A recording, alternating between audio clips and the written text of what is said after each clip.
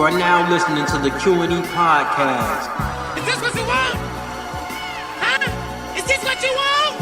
Well, come and get it, goddammit! You're listening to the Q&E Podcast. Here's your boy Q Hicks right now. I got Edgar on the other line. Edgar, tell the people what's good.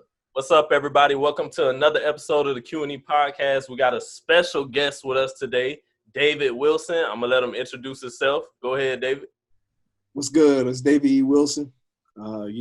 Former New York Giant running back, first round pick. Now I'm making music. And I'm here to And where can they find you at? Where can they find you at? Yeah, they can check me out on my Instagram, Four Still Running, on my Twitter, Four Still Running. Spelled correctly. And then they can click the Soundcloud link to check the music, or on your music platform, just search David E. Wilson. And it's different music everywhere. So just search that and you'll find what you need.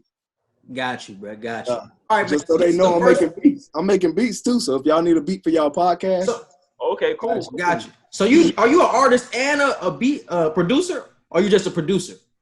No, I produce. I do all of the right lyrics. Cool. Got you. Oh yeah, we definitely hit you up because I was looking for somebody to do an intro for us to begin with. So we'll definitely. Yeah, for sure. For sure.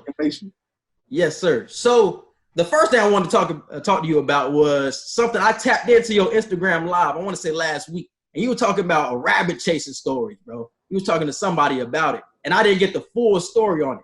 And I knew chasing of being more of a South Florida thing. I didn't know, obviously, being from Danville, Virginia, I didn't know that was like a global thing. So can you just take us through a couple of stories of how that even started off for you with the rabbit chasing? Yeah, so I was like going through the list one day, like, man, I caught like every kind of animal that's like, you know what I'm saying, accessible to catch, like in my neighborhood kind of thing. Like I caught birds, like pigeons. Yeah. Squirrels. You live in the country then?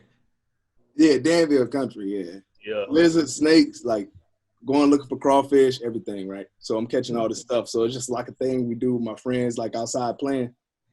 And but with rabbits, I caught a baby rabbit before, but with rabbits, I never could catch them because they always had like a dip fence, like hit the fence, run under the car, like, you know what I'm saying, running the hole. Mm-hmm. So this one time I'm walking to Virginia Tech, just got there on campus, new dude on campus, walking on campus, chilling, and then in the drill field, anybody that go to Virginia Tech, you know what a drill field is, like a big open field where everybody be chilling or whatever, have events, different things like that. So we out there, and I'm walking, and I see this rabbit in the middle of the field. And I'm like, yo, this is game time because this rabbit has no, like, escape route. He's going, like, pure speed. We're going pure agility, pure speed, like, chance right here. Mm-hmm. I knew the rabbit would probably get me, though, if I just, like, was, like, loud about it. So I just, like, kind of snuck up, took my time, got close as I could. Striking distance. Grabbed him by his ears. I held him for a few seconds, but it was, like, for real, when I caught the baby rabbit, it was, like, more easy because it was, like, a baby, of course. But, like, catching a grown rabbit, this joint was stronger. So, like, I just let it go. Luckily, I ain't get scratched and nothing like that. Yeah. But. That's crazy, bro. I don't hear too much energy at one point, That's really some South Florida stuff. I ain't never really heard nobody else doing that. Maybe in, like, Alabama. I heard my dad used to do that back in Alabama because they grew up in the country. But other than that, I just thought it was, like, some South Florida stuff. Yeah, you from Florida, right? Yeah, we're from Florida. Yeah, bet. Yeah, but that's What part? St. Pete. Okay. I don't know. You know where it's at? I know where Winter Haven. Y'all down like further south, close to like Miami. We like central. We more west. We more by west. Tampa. By Tampa. Yeah. Okay. Yeah, we right over there by Tampa. Yeah. You know where the Tampa Bay Rays play at? Yeah, I know where the city that they stadium in. Yeah, I trained down there at ESPN Wild World of Sports. Yeah. Okay, that was Orlando. I'm a little bit familiar. Yeah, I'm a little bit familiar with the like Tampa like area. I've been there a couple times. Yeah. Yeah. Like right across the bridge from them. We right across the bridge from Tampa. All right, bet. Yep. All right, bro. So other than chasing rabbits and stuff like that, when it comes to people in your early football life, who kind of inspired you to get into the game of football? Was it a parent figure or a role model or anything like that? Yeah. So when I was growing up, my dad was like always introducing me to new things or whatever. And he took these pictures of me when I was like 3 years old in a Redskins uniform. So like as far as like football, obviously he was saying I was asking for it. I didn't know that. I thought it was just like something he did on his own. Like I got a son, I'm gonna hook him up kind of thing. But nah, he said I was asking for it. I really just remember taking interest after I saw those pictures, and the same year my brother signed up for football, and he played football, and he brought his equipment home, and I just wanted to put the equipment on. Once I put the equipment on, I felt invincible, and I was like, this is what I want to do. Yeah. So I missed that year to sign up, so the next year I signed up. That's real. It was game time. Yeah. So who did you really model your game after? Did you look up to your brother, or was it somebody in your area that you tried to model your game after growing up being a running back? No, not really. My first experience in football was just like a hitting drill. So like at first I thought I was gonna really like attract the defense. Until one time I picked up the ball and scored a touchdown, like on an interception or fumble recovery or whatever, and got the touchdown. And I felt like how that felt, and I was like, no, I want to play offense. Yeah. I want to play touchdowns. Yeah, that's real. Yeah, I'm the same way. I like to get hit. I ain't really somebody that like to give the hits. Yeah. I like to be elusive with it. I don't like to. Yeah. And just to piggyback off that, man, can you just speak on like the mindset and the qualities like a running back has to have to be great? Like what goes through your head when you're just running like off tackle? What is like the mindset of a running back when you know you're about to get hit every play, but you still have to get back up? So what is that like that consistent mindset? Just you gotta like love the grind, you gotta love the game, you gotta love being physical, and you gotta like it's just like don't stop. Like with running backs, don't stop. Like you running through these tall, small spaces, small gaps, linebackers on the other side, defensive end, like whatever, right? Safety coming downhill, it's like nah, keep my legs moving, don't stop. Got that mindset, which I like try to apply that to my life. So like my hashtag is for still running, like still running. So like keep them legs moving. That's real. Makes them happy. Just to build off of that, watching your highlights, I watched all of your Virginia Tech highlights and even watched all of your New York Giants highlights to see how you elevated your game to be so hard to bring down. Like I literally seen highlights of you being run down by your shoulder pads and you torque your body in a way to where you can still keep going after the tackle. Was that just a natural talent, or did you have to grind and like perfect that talent? Yeah. So that's like it's a combination of both. Cause like you got to sharpen everything up. Like whatever tool you got, whatever gift you got, it ain't gonna be great if you don't sharpen it up. So like I was always looking at ways to get better and incorporate everything into my game. So like being versatile. Like if you look at my NFL celebration, a lot of times after a touchdown, I was doing a backflip. Right. Yeah. It's kind of like torquing your body in the air to do that and be explosive. So like being explosive in whether it was track, baseball, or just running, racing in the street, jumping over something or whatever, it was like just try to incorporate all these things into your game. So when I would go to practice, I would just look at stuff differently and see how I can do it. And like I said, I had that don't stop, don't quit. So like I was fighting for every yard. I hate running out of bounds. Yeah, I hate running out of bounds. And one thing I want to build off of that with, I've seen two players in the recent years of the NFL right now, two players that I see model that type of game that you had. And first one that came to mind was Le'Veon Bell, and another one that came to mind was Alvin Kamara. They both had your similar body type. They were around the same height, had the same type of lean body type that you had. And the way that they can bounce off of tackles and like they can define the way they go through their holes by staying after their blockers for like 2-3 seconds and then hitting the hole. Is it comforting to see that now? Like people have adopted to your game of how elusive and evasive you were when blocking when going behind tacklers and stuff like that. Yeah, those two great running backs. But I ain't never looked at it like that. I just see them go out there balling, doing what they got to do. Like I said, get every yard, grind for every yard. So we so fascinated when we see Le'Veon do it. It's like you kind of did it first. Like I'm like, he plays the same way Le'Veon plays, but I didn't really hear your name as much as we do now. Yeah, well, he been playing longer than I have. Yeah, way longer. Yeah, for sure. Yeah, but like I said, man, there's some great running backs. I ain't really know what. When I was playing, I was just playing, so I ain't really looking like who was doing what first or who was like. It ain't like music or something. Like, man, they stealing my technique. Yeah. Right. Yeah. So, yeah, that's crazy. I ain't even think about that either. And those are more like slimmer running backs. You were like more like your legs were like tree trunks. I remember your legs being like huge, and you were always running through the ground, man. So that's what I remember you for, like just being evasive with the tackles and just running through and just pushing through, man. So you talking about mindset, it just rang back your old highlights, man. It's crazy. So I wanted you to speak on playing in your home state of Virginia and also speak on playing for Coach Beamer.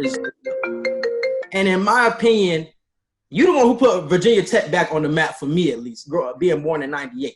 Obviously, we had Mike Vick in 01 and in the 2000s do his thing in the early 2000s. But I think you put them back on the map being a consistent top 25 team. So can you just talk about your Virginia Tech days, like I said, Coach Beamer as well, and his impact on you? Yeah, going to Virginia Tech, like I said, I was recruited by everybody out of college. Out of high school. So like I had all the opportunities to go to like Alabama, Clemson, etc. I remember being on a visit down in Auburn, which was Bo Jackson was one of my favorite players growing up, like because he was versatile, playing different sports and stuff.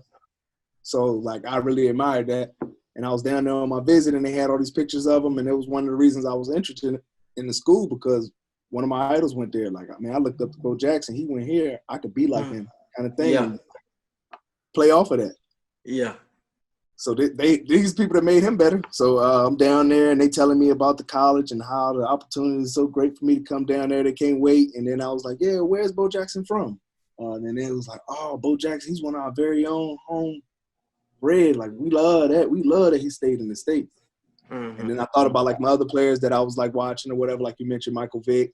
Like, I really like watching him play. He inspired my game a lot. And Reggie Bush. And just players like that. So I just looked at where they went to college and, like, where they was from. And it was like they stayed in their state. And that's when I kind of looked at it as, like, okay, this is your fan base that you built in Danville, Virginia. They won't be able to have access to you to support you because you don't want to lose fans. You want to keep gaining fans. Right. So statistically, to, like, do that more efficiently is stay around the people that can keep boosting you up, that's been with you from day one, and hearing your name and then staying in a college like Virginia Tech, where you're the number one player in Virginia. It's like, okay, the fans and people can't, and the media can't ignore that. So, like, you avoid situations where it's like, okay, these guys are both good. This guy's from California. This guy's from, Virginia. Yeah. It's like, if I went to a California school and it was that situation, you know who they go pick? They go, like, try to cater to the guy that they more responsible for. Like, man, he's from here. So I just thought about it like that. And then I won't finna go to UVA. So I was like, it's Virginia Tech time. Maybe I feel that. Yeah, plus they ran the ball. So Coach Beamer with special teams, I like special teams. Kick returns, one of my favorite parts of the game. Just having all, like, it's not like this, but it feel like it, like all 11 men just, like, coming at me, just run through them. Like, pick that weak spot and just hit it. So that was one of my favorite parts of the game. And Coach Beamer, we had Beamer ball, so I had a couple kick returns with him. And he a great coach. He a legend. Shout out to Coach Beamer for sure. Yeah. So one question I have for you when it comes to your college career, I noticed you played for that Team USA team, and I think y'all were playing against Canada that year. Yeah, we played against Mexico, France, and Canada in that tournament. Oh, yeah. I've seen that. I seen a real emotional speech you gave to the team before one of those games. I can't remember which one it was, but the emotion that you had at that time, could you just walk us through that and tell us what was going through your mind? I think that was your last season as well before you got to the league. So if you want, but that was for college. So I was for college. That was high school. My bad. 18 and under. It was 18 and under that game. So we can you hear me? Yeah. I can hear you. Oh yeah, bet. I think it was 18 and under that game. So being out there with them, that emotion just came from, like, being a part of something so special, like just representing your country, being able to do something you love, representing your country. Just that emotion alone was already built up. But then also, like I was the team captain. I'm the team captain, right? I'm just kind of walking through it like I'm the team captain. All these countries are staying on campus, like at this college campus. I forget the name of the college, but Brandon Orr went there at one point. Mm-hmm. Anyway, that was the college we was at in Ohio. So we out there, and we staying on this campus with all these different countries. mostly everybody got respect or whatever, and just like, yo, like kind of like mingling, like, yo, where y'all from, kind of thing. How y'all do things where you from, like just networking, young as we were or whatever kind of vibe. Anyway, Canada, like we get playing through the tournament, Canada start getting more edgy with us, like in the cafeteria, they'll make little comments, like little things, like what I'm saying. So like stuff started building up, and then like when we actually ready in warm-ups, the team kind of like scuffled, and they were saying stuff like Canada football way better than y'all, like y'all try to play like us, y'all play on a small field, like y'all they do just say whatever, right? And I'm just like, hold up, this is like disrespectful. And they had us on the away side. I mentioned in my speech. Yeah, I wasn't the only one tripping off of that. Everybody was like, "Yo, why did we the away team if we play in Canada?" Like everybody was like that don't make sense. Mm-hmm. So all that was built up, the little scuffle in the little pregame warm up. So I'm just like, yo, I always bring that energy anyway, and I always was like every game out there. I think I was giving a speech. But that one was like, nah, y'all need to come out here with the same energy I'm bringing. And we went out there and killed that joint. Yeah, that was real. Cause I seen that same speech, bro. And I was going. Yeah, it was like 49-3 or something. The score was 49-3 or something like that. Yeah. Yeah, that passion was really. The speech I know with that same level of energy was the Tim Tebow speech. That's the only speech I can think of close to something. That Tebow speech is legendary, no cap. That's what I'm saying. It gave me that type of feel. I was the like, Ed Reed joint too. When he was like, when he was in Miami. Oh yeah. No, I ain't good. I forgot what he said. He was hot. Yeah. Shout out to Ed Reed too. I think it froze. In his own right, bro. Shout out to him. So obviously you had a legendary career at Virginia Tech. So like you said before, you're a first round draft pick, 32nd pick, and you come into a situation where they just won a Super Bowl with the New York Giants. Did you feel any pressure going into that situation, like you had to do something to get y'all back to the Super Bowl, or was it just like an easy transition for you? Yeah, I wouldn't say it was an easy transition. It was definitely like, coming in and I was hungry. I knew I was on a good team because they just won the Super Bowl, even though they lost players or whatever may happen. But I knew I was coming into an organization already without that Super Bowl, like a classic organization that's like been around for a minute. And that's been killing it for since they've been around, what I'm saying? In the Big Apple. So it's just like I was coming in hungry and knew like, all right, I'm under the lights now. Mm-hmm. Yeah. Sure. And how was it playing with a quarterback in Eli Manning, obviously being a potential Hall of Famer? How was it being in a huddle with him? And can you just speak on the impact he had on that Giants team? Just being on the team, he was quiet. He was more a leader by actions kind of thing. By the time I got there, I don't know how he was the years before. Sound like he'd been the same from what I'm hearing. That's real. That's real. So yeah, man, just like I said, just being on the team, like playing for Coach Coughlin, having a Super Bowl MVP, handing you the ball, throwing you the ball, it just solidified that more, even more. Like, nah, you made it to the NFL. Like, you was on the real deal. Like, you was with the real deal. So, yeah. Right. So, when joining that team, I think Ahmad Bradshaw was still the running back at that time. Yeah. What kind of advice did he give you, being you're a rookie now and he's a Super Bowl running back at this point? So, what advice did he give you as soon as you stepped into the league? Oh, man, he was nice. I had a lot of respect for him, and then it wasn't like how I was expecting. I was like, all right, him being a running back, they just drafted a running back. You think it'd be some tension. Yeah, who this dude? Who this dude? I'm finna crush this dude kind of thing, in practice or whatever. But he's making sure I'm learning the playbook, helping me out. So that's when I respected him a lot more, because I was like, yo, nah, he just really want to win. So when they cut him and made me the starter, it was like, nah, yo, I was kind of feeling that was ready to be good. Yeah. You know what I'm saying? I feel like we was just at the end of the season, we started to click and find that chemistry of okay, this is your responsibility, this is my responsibility type of thing, and feed off each other. Mm-hmm. But I guess they, he was dealing with a lot of injuries or whatever. I don't know what happened, but that's how that went down. But yeah, he was a good teammate. For sure. And can you just speak on what was your welcome to the NFL moment? What made you feel like I can play in this league? Play in the NFL. What was that moment for you? Oh man, I remember just being in high school and like just running the ball, and I would like just be like, man, it would be like dominating, right? Like I just like step on somebody and like they like just bounce off the ground, like I'm just like, hold on, Yeah, it's hitting kind of different. I feel like I could play in the NFL right now, like at the time, for real. Yeah, but, yeah. Actually getting to the NFL and experiencing it was like, nah, you couldn't play in the NFL then. yeah, Good. Yeah, you was just good for your league. Yeah. So yeah, after Virginia Tech, I was like way better player than what I was at high school. So yeah. So when it came to celebrations, you were in a time when celebrating was okay, and then we had the transition of celebrations had to slow down, and then now they're slowly getting back to letting players celebrate. What was your rookie moment where you found your celebration? Because I know you did flips and stuff like that, but like Quincy was saying, your welcome to the NFL moment, like your first touchdown or your first special teams moment, how did you find your celebration?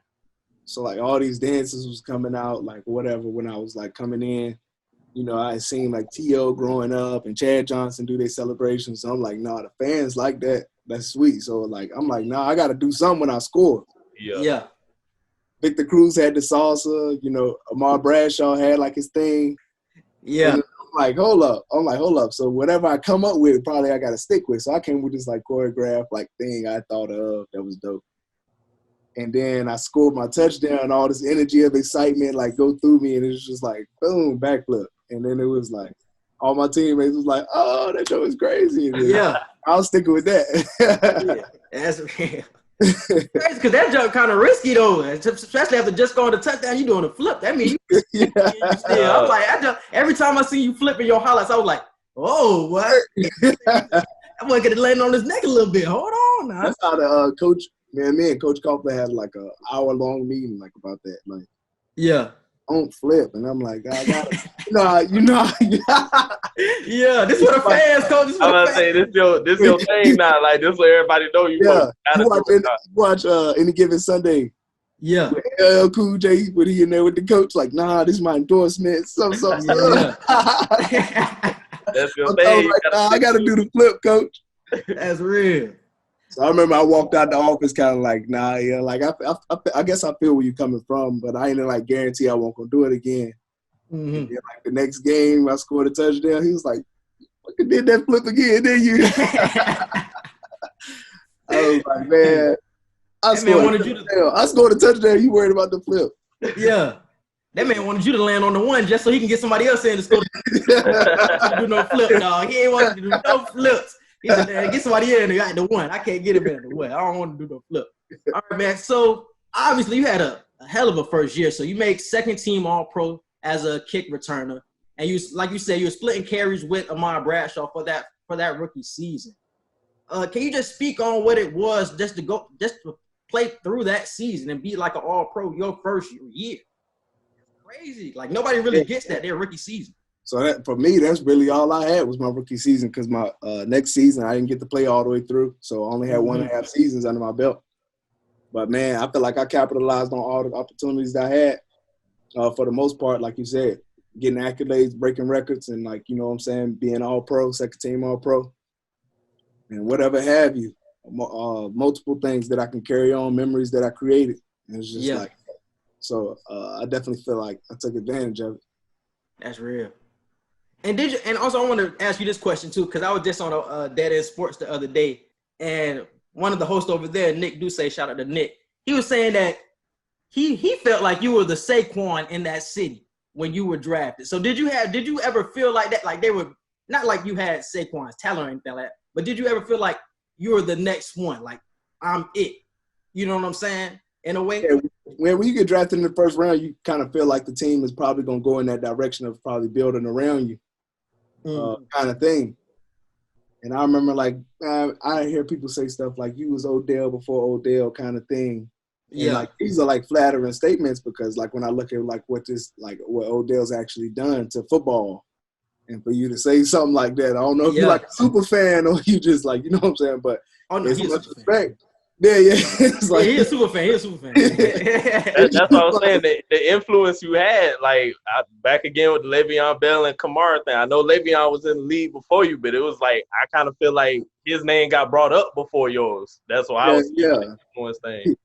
Yeah. So, but yeah, man, it was just hearing stuff like that. But like actually, Coach Coughlin, I just go by like my team. I was really like not really what's the fans say. It's just about me having my own goals for myself and like paying attention to like the feedback I'm getting from people that's in charge of that, which was my coaches. And my coach like actually like told the team in 2012, like, man, David Wilson is our spark. Every game, looking forward to him getting the kick returns off, giving us that great field position. He just sparked electricity through the whole team. So he like in team meetings or whatever, like days before the game, he was looking for me to like do that. And he gave me that responsibility. So like I said, he was a Super Bowl winning coach. So for hear him say, man, you the spark of the New York Giants. I mean, that's like flattering. Yeah, for sure. Especially because you're on the big brother team in New York. You got the Giants and you got the Jets, and obviously that franchise was the big brother as opposed to the Jets. So And also, can you like speak on those two teams, man? Like, what was the Jet situation when you were playing? Were they good? Was that the Mark Sanchez years when you were down there? I think so. Yeah, when I was there, they I don't know how it is now or where it was before when I got there, but when I was there, they didn't get that much respect. They didn't like, being in the city, like just in the restaurants or whatever. Like it's the Jets. They never got respect. They didn't get that much respect. People was like, nah, bleed blue. Like that's crazy. Of course they had their fans, but it was nah, everybody was majority like Giants. Even the Jets fans was like, nah, Giants. Giants not too.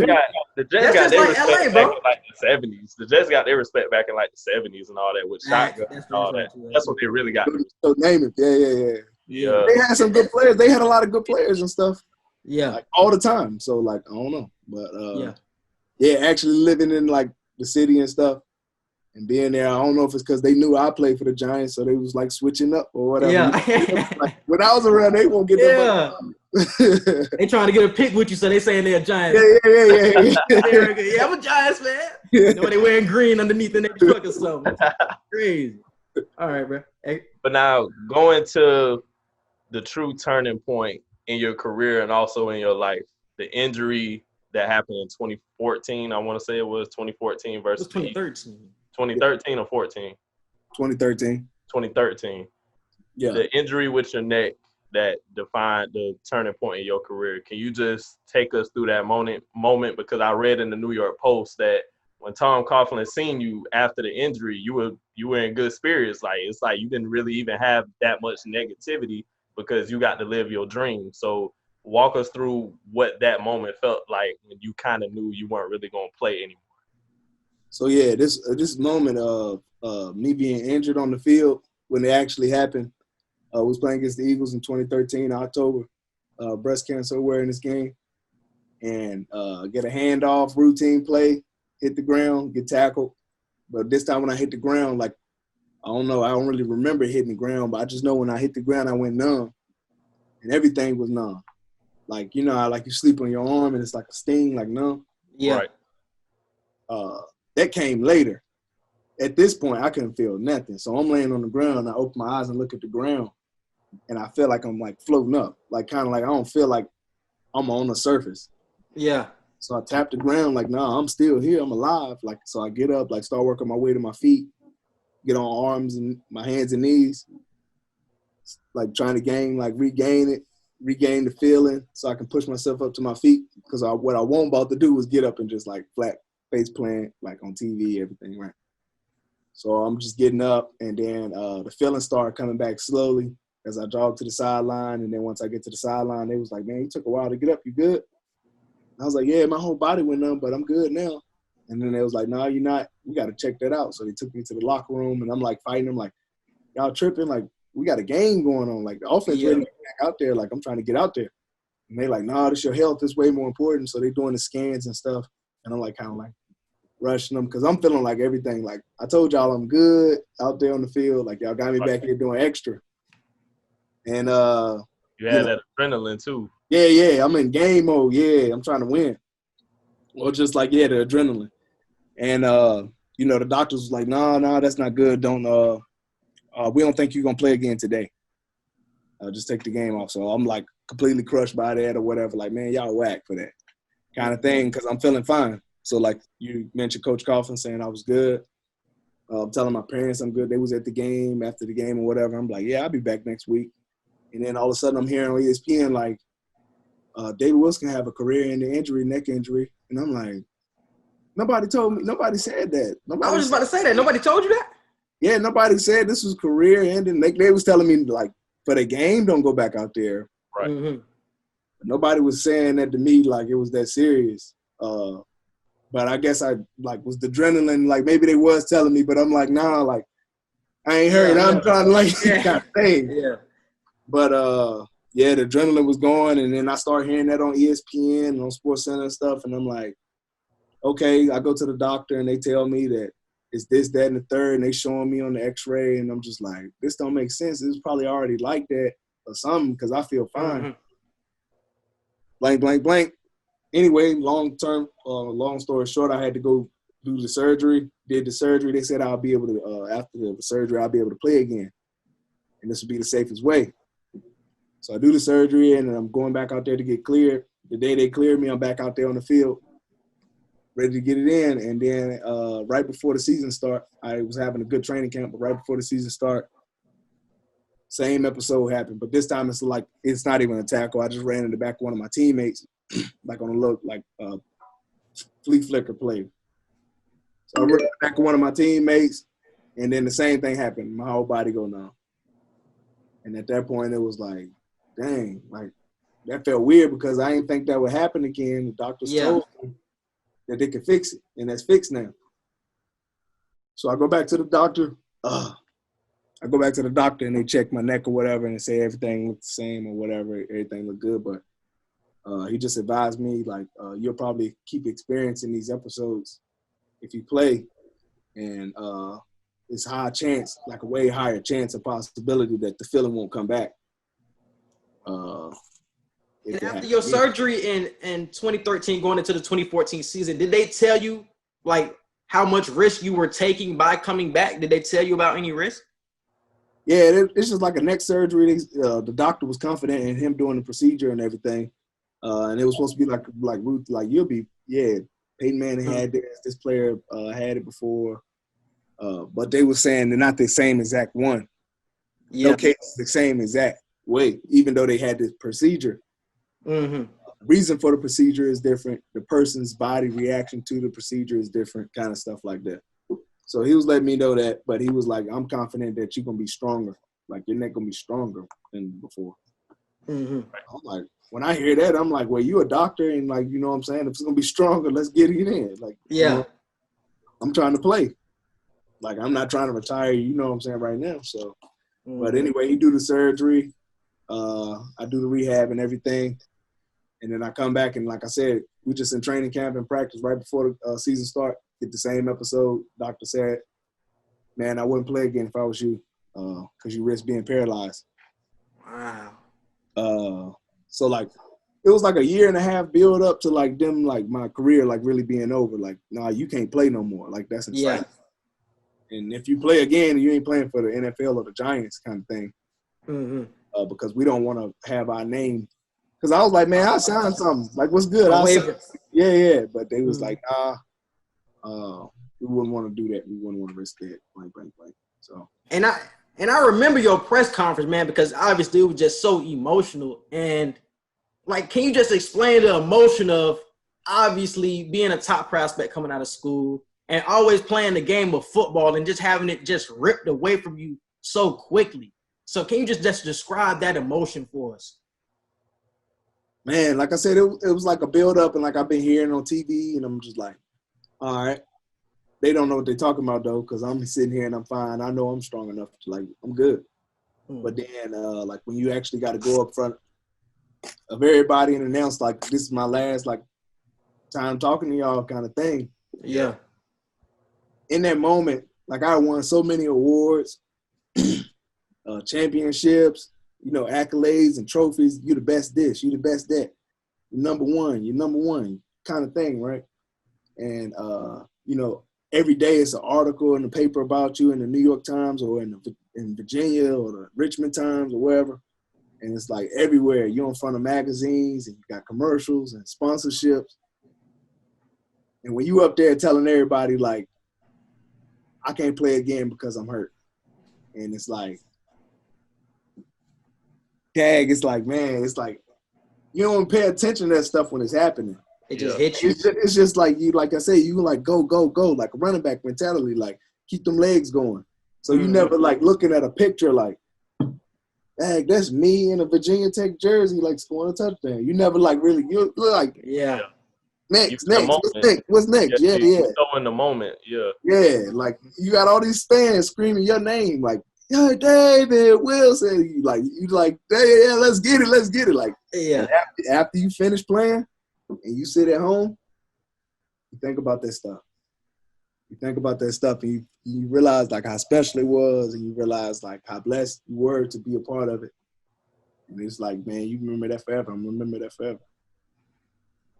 So how did you transition into music once football ended? Did you go straight into it after football was over, or was there anything else that you did leading up to music?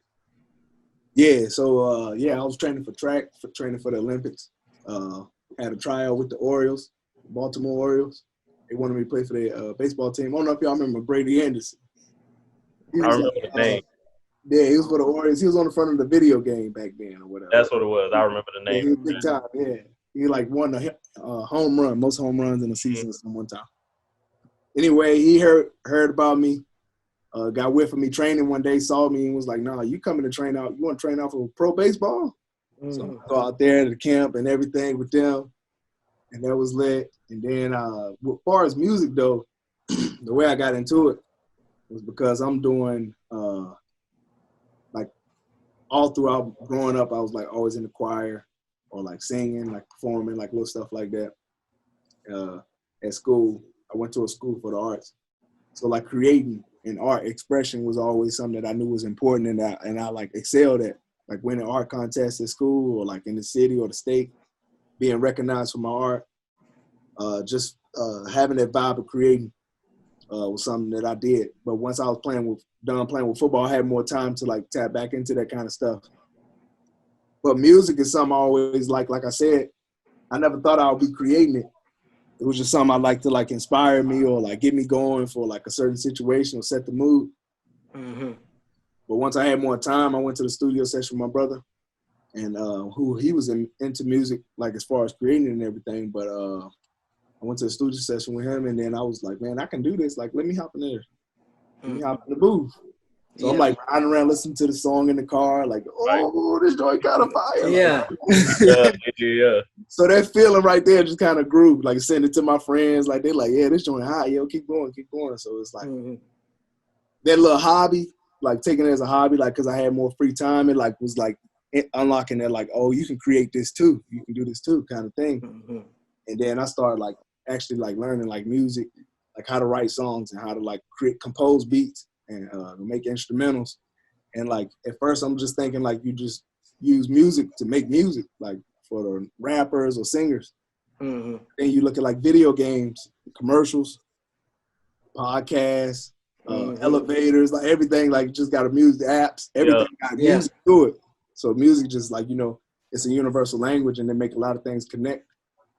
So, just sitting here, like this is my studio right here. That's where I'm coming from. Yeah. Just like, this is my creative zone. Yes, sir.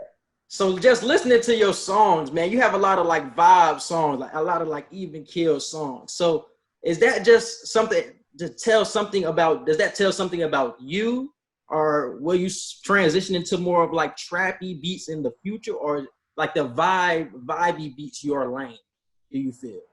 Yeah. Well, with me, I feel like when I first started creating music, like I used to go on YouTube and like get a beat, right? And then like this producer started noticing like me like creating beats in the studio. Like it first started like I just bring them a beat from YouTube, lay the track on it.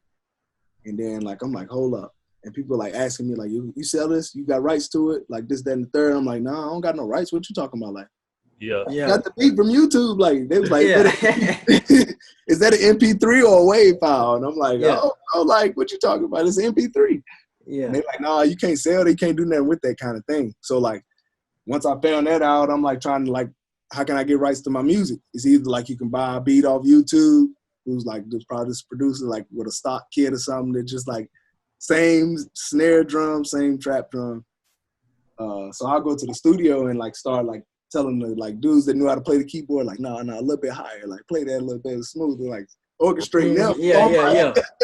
Yeah. People still liking the tracks that my friends still liking the tracks that I'm laying down. Mm-hmm. And so I'm like, nah, like I can do this. Like I'm telling them like what keys to hit. So like so it built up to a point where I actually like played or like, you know what I'm saying, like a little bit of it. So then I was like, man, I'm getting that joint in my crib so I can do it all the time. And the producer told me, he was like, bro, for real, you don't need me no more. He was like, what you need to do is like create this at home, spend your money and create your studio at home. And you can like sit at home and just create more of your unique sound. Cause he was like, you kind of compensating with these beats that you're getting from YouTube, but I feel like you got like a more a sound where you going where it's just be your own kind of thing. Yeah. So I'm sitting at home and I'm like starting to do it. And then I'm finding out like, no, none of the beats that I want to make, that I make songs to are sound like none of the stuff that I normally find. Mm-hmm. So just creating that sound for myself and then just, you know, I'm able to give people, my fans and my listeners a more raw vibe of like my opinion. And it's not like, okay, compensated. It's like, nah, it's art. So I created it, and it's like truly coming from me. That's right. So that's why I sound like nothing you never heard, because it ain't no other day. Like, your story is very similar to Inky Johnson's. The injuries that you both sustained are different, but it's like your storyline of how you transitioned into a whole nother career that you just didn't see yourself going to, but you always had it in you to do. Like you said, you went to a school for the arts, and I don't think you probably, at the time when you were in NFL, you probably didn't see that being your later career. You probably seen yourself doing football all those years. But it's funny how God works and puts you in that situation. Now Inky Johnson, he doing the motivational speaking, a skill that he had that he never thought he would use. You know, it's just crazy. The basketball player, right? Played football for Texas. I want to say Texas or Tennessee, one or the other. Yeah, I don't remember either. Yeah. So I don't remember either. Hey, the name rung a bell, but I was like, I don't know where he played at. That's an old school dude. I don't know. It was either Texas or Tennessee. I can't remember which one. It was Tennessee. It was orange. Yeah, it was Tennessee. It was Tennessee. So I wanted to ask you this question. So it's a lot of people that they obviously play the sport, but after they play the sport, they really turn away from it. They don't even watch it no more because they're not involved in it anymore. So are you the same way, or do you still watch sports or stuff like that? No, man, I love sports. I love competition. So I ain't missed like football games. I ain't missed the Super Bowl. I ain't missed none of that. No playoff games, none of that. I ain't missed none of that. For basketball, football, like sports that I like watching. So you still with the Giants then? Yeah. So I still keep up with them, watching them. I'm watching, seeing what they're doing. Y'all trash, but y'all trash as hell. Hey, I can't even defend it, bro. You still got teammates that reach out to you? There's so much talent there, but I'm like, yo, I want y'all to be winning. Like, win. I love hitting the New York Giants fan when y'all down because y'all be up a lot. So I love hitting y'all when y'all I ain't even gonna lie to you. So there. What you were saying, bro? You still got teammates that reach out to you every now and then, talk to you, or friends in the league in general?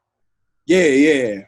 Pretty much everybody, almost that like I was cool with then, I'm still cool with a little bit. Yeah. That's real. So I want to talk about more of the state of the NFL right now. Obviously, coronavirus is going on. So do you even see a season starting, or it will start, but do you see the season lasting? Because we just seen with the MLB, they got coronavirus testing, and the Miami Marlins just caught it. So do you see it for the NFL where the season will be stopped in the middle of the season? I don't know what people doing, yo. This is crazy to me. Like, we got a pandemic. Like we still trying to play sports. Crazy, bro. Hold up. It's more than 50 people. Weren't they saying something like 50 people shouldn't be in a crowd or something like that? Right. Each team got 53 players on it. Like I'm like, yo. And that's just each team. That's just the players. That's not even that's just each team, yeah. That's not the trainers. That's not the reporters. They got to be there. They ain't including all them. nothing. Crazy, So bro. it's like that's still too many people in like a group. Like I see they started hockey season and stuff. They're saying fans, but it's like, I mean, it don't matter. I don't know the purpose. I don't know the purpose. That's real. Because you're seeing all the players opt out right now. I think 6 players from the Patriots just already opted out and said they're not even playing this year. So can you just foresee more people doing the same thing, not even trying to risk it, and just trying to get Yeah, just talking to some people, like they saying like that some that haven't opted out, they telling me like, nah, I don't know about this. I don't know about this. You know what I'm saying? That's crazy, bro. So it's a bigger issue going out here right now. Yeah. So we need to focus on that. Man. So when it comes to the Black Lives Matter movement and these past few months in general, other than coronavirus, we've had a ton of added on incidents of police brutality, racial injustice, social injustice. What is your stance right now on the Black community, and how do you feel we can continue to move forward with the protests that we've been doing over the few months and all the stances that people have been taking? Man, when you talk about that topic right there, it's like I could talk about that all day, right? Yeah. And it's like, for the sake of the conversation, it's like, nah, I stand with that. Everybody got to do better. Everybody got to do better, and everybody just got to work together or figure out something else, because it's been happening for like a long time, right? Since the beginning of time, like far as history, American history, for sure. Last, right? Literally. So it's like, it's too slow. Like, it's kind of like baby feeding, petty stuff. Like, all right, we'll let y'all vote now. Like, all right, we ain't gonna hang y'all. We ain't gonna hang y'all like every week. So it's like, all right. And it's like, yo, this is like slow. Like, I think about it like it's sad. Like Martin Luther King is fighting for like civil rights. This is like basic, like civilization. Yeah, like civil rights. Like that's the bare minimum. And this is what we're fighting for. And it's like, y'all can sit in the movie theater. Like, this is like petty stuff. Like, so it's like, this is happening too slow. I feel like the grounds need to be reset or something. Like, everybody need to really be equal, or we need to figure something that let's keep it G then. Like, if we're not really equal, let's keep it G, and like we'll figure out what we're gonna do after that. Crazy, bro. So but it's like So where do you stand with like the police brutality thing? So are you with defunding the police, or do you think it's another alternative action that could be done when it comes to that police brutality aspect? Yeah, when I look at the statistics of like how many Black people are killed and how many people are police kill, like, or do injustice to, rather they like regardless of race, that number is too high regardless, like of anything, like, right? So it's like something is wrong with the police and like system. We need to have that more organized. Maybe that need to be like more like a military grade kind of like service versus like you know what I'm saying, like a side hustle. Like, all you gotta do is train a little bit. You get your gun and your badge. Like, yeah. And now he brought up that topic before, so Edgar, I want you to speak on that real quick. Yeah, we spoke about this, I want to say in like June, like early June, late May, we spoke about this, and I was explaining how I feel qualifications to become a policeman or a policewoman, whichever you are, like, they need to be way more intense, because there's no way that you can train not even a whole year and become a police officer. Like, that's crazy. And you get all these weapons on you, but you're scared for your life of citizens that have no weapons. Like, we need the qualifications of becoming a police officer to be way more strict. Like you said, more military grade type training, more military grade type tests to like ensure that we're getting the best quality. Because a quote that I like that Chris Rock said in a show he did in 2018, you get what you pay for. We pay cheap prices for policemen. We get cheap prices. We get cheap effort. You know what I'm saying? So like teachers, like all right, you got they're like these important jobs, like nurses. You see nurses is important. Like, like, bro, we need to pay these people like legit money so we get like high quality standards set for it, so we get in the best quality like people that can do it. Right. Yeah. Like you just got anybody, like, you know what I'm saying, like a firefighter. Like this dude is like got lives in his hands, like for real, for real. And why he ain't getting paid as much as a heart surgeon when he's like saving lives on the street? Like he's literally giving CPR, like saving lives right here. Exactly. So it's like why aren't we like up in that, like, and being cheap with them? Like we got stuff like a stimulus package, like, and everybody getting all this money all of a sudden. It's like, yo, people been struggling for a long time. Like y'all could have been broke us off. Yeah, that was easier to fix because now it's the whole country, but at first it was just like a neighborhood or something like that.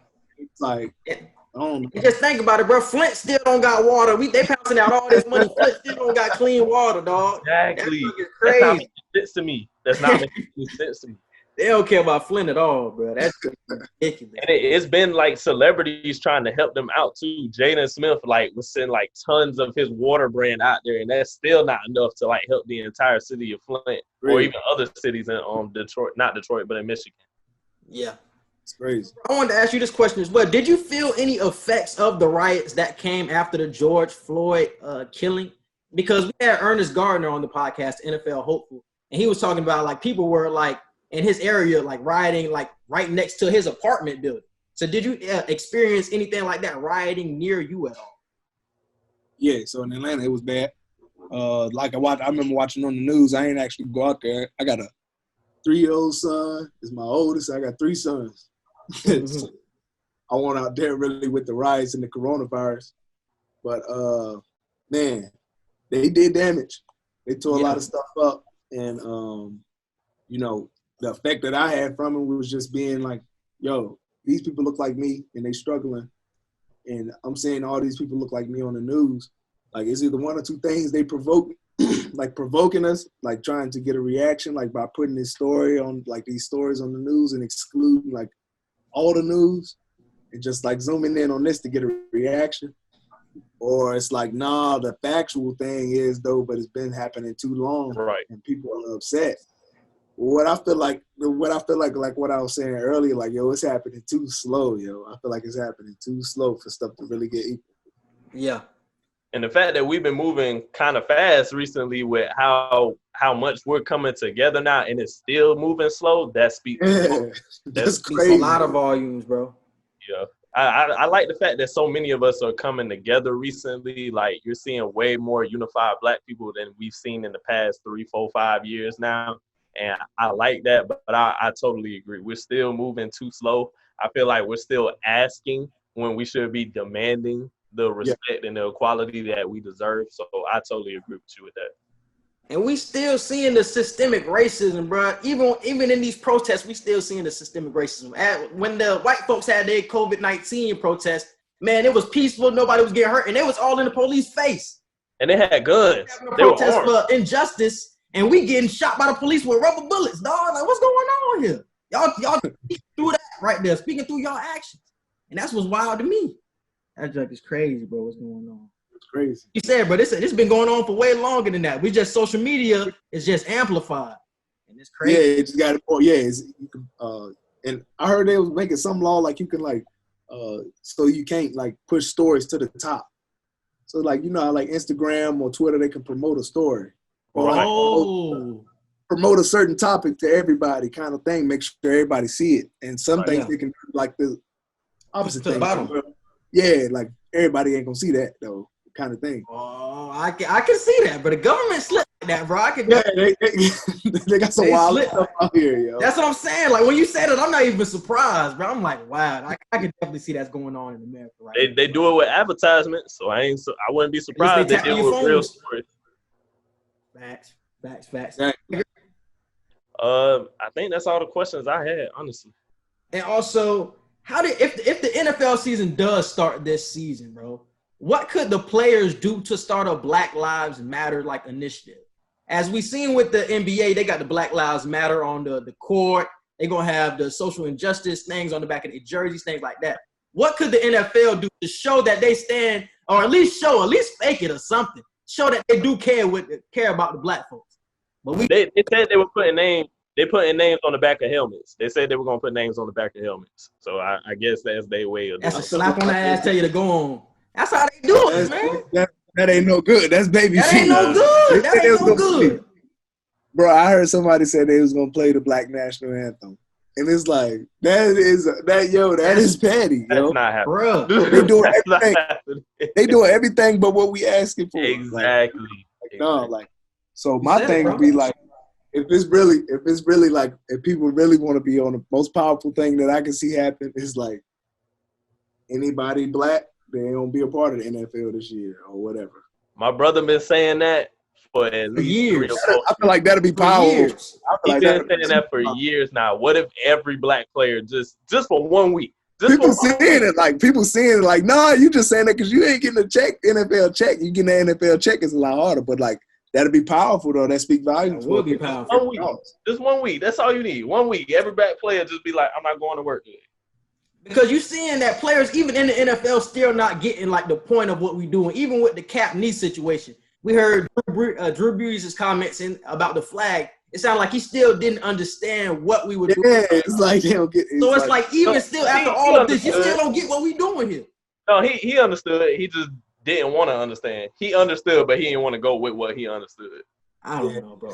That's a grown man. You know the difference between right and wrong. That's crazy, bro. Yeah, like you said, it's civil stuff. It's civil stuff. So you're it's like a grown man in the city of New Orleans. Like you're in the black Mecca of Louisiana. You ain't finna sit here and tell me you don't get it. Like he not in the New Orleans trenches like that, dog. He in the upper echelon. You in New Orleans, bro. I don't want to hear it. Man, I don't know, bro. How he was saying. You're in one of the blackest cities on the East Coast. One of the blackest cities. I don't mean he get it though, bro. That don't mean he get it. That nigga could be in Atlanta. Don't mean he get it. You can't say you don't get it. You can't say you don't get it. You either get it and you're not acting on it, or you just truly don't get it. And I'm pretty sure he gets it. He's just not acting on it. Yeah, that's what I was going to say. Yeah, if the players sit out, if the black players sitting out, like if you're really for the cause, you will be sitting out too. Like, you know what I'm saying? Yeah. But yeah, I feel like that'll be powerful. But I know they ain't finna do that. I know they ain't finna do that, bro. The NBA. I hope they ain't finna do that. Yeah. They ain't finna do it. And also, I just wanted to ask you this question before we get out of here. Where do you see yourself, or what is your hope for yourself? Where will you be in 5 years? Where would David Wilson be in 5 years? What will we be saying about you in 5 years? Oh man, I'll still be doing my thing, finding happiness and just creating and raising my kids. My kids will be older then, so we're here. How old are your kids right now? My oldest son is 3, and I got 3 sons. So it's like, yeah. What, 3, 2, 1? Yeah. Back to back. Real. How's fatherhood been though? We ain't even getting it. How's fatherhood been? Oh man, it's been lit. So like, I had a dog, right? Well, I still got a dog. I got my dog Deuce. It's a Rottweiler. I bought him when he was a puppy. I used to hold him in my arms. I used to be talking to my dad on the phone, like, yo, this showing like my son. Yo, this dog's like my son. Like, he was like, what? He was like, nah. Like, nah, your dog ain't like your son. So I'm like, hey, you don't get it. You ain't never had no dog. You don't know what I'm talking about, kind of thing. Yeah. I ain't never had no son. When I had my son, I was like, hell no, this is not like a dog. It's not like nothing I can buy, or like, you know what I'm saying? Or like, like, this is different. Yeah, so like, it's electric. Yeah, every day it's something exciting. Like, he be singing my songs. Like, just like while he playing or whatever. Like, he a big supporter. Like, at a young age, he like smart, learning new stuff, telling like, you know what I'm saying, hearing, learn new words, and like just seeing that whole experience. Mm-hmm. And would you want your kids to follow your path with the football route? Being everything that you know about it, the concussions that come with it, would you still want them to follow your football route if that's what they wanted to do? Yeah. So like my dad, he didn't play in the NFL. He didn't play sports, but he gave me a lot of tips that like gave me an edge. So me being actually a part of it and being like going far in and actually educated on it. Like my dad, he didn't even he probably could name a few teams. And then feel like the Cowboys, the Redskins. Like after that, it's kind of like, he didn't care about football. He like boxing or whatever. So, but like so he let me know about like when I started playing football. He just took interest in it because I had interest in it. He saw I was good at it, so he started like giving me a little advice. But like me actually being like educated in football, I feel like I can help them avoid a lot of that stuff and teach them the right way to play the game. That's real, but that's real. That's what's up. That's what's up. But like I said, man, we appreciate having you on. Like we said before, we're huge fans of the game. Like I told you before when you just got on here, man, you came in an era, bro, where it was West Virginia, that 07 to 2010, bro. It was Slayton in West Virginia. It was Virginia Tech. Like I said, you was putting them on the map, and my Gators was popping. So that's when I was really watching college football in depth. It definitely stuck out to me, bro. So I definitely appreciate what you did for the game, for Virginia Tech, for whatever you gave for the Giants, the All-Pro season, everything that you gave, man. And I hope nothing but success for you in this music production and music artistry game, man. Nothing but success. Thanks, appreciate that. Same to y'all. Good with fatherhood, finding happiness. I hope your music career goes well. I hope your sons grow up to follow your path, whether it's finding happiness with whatever they want to do, whether it's art, sports, or whatever. So blessings to you and your family, for real. Yeah, and can you just let them – hey, much love, man. And where can they find you at? One more time, where can they find you at? Yeah, check me out on all my social media platforms. Force Still Running. Or you can check me out on searching David E. Wilson on your music streaming platform. And that's the number 4. Yeah, the number 4. So 4 STILLRUNNING. Yes, sir. Definitely follow my man, and we appreciate you having you on, man. Yeah. Like I said, much love, and we out for the day. Peace. For sure.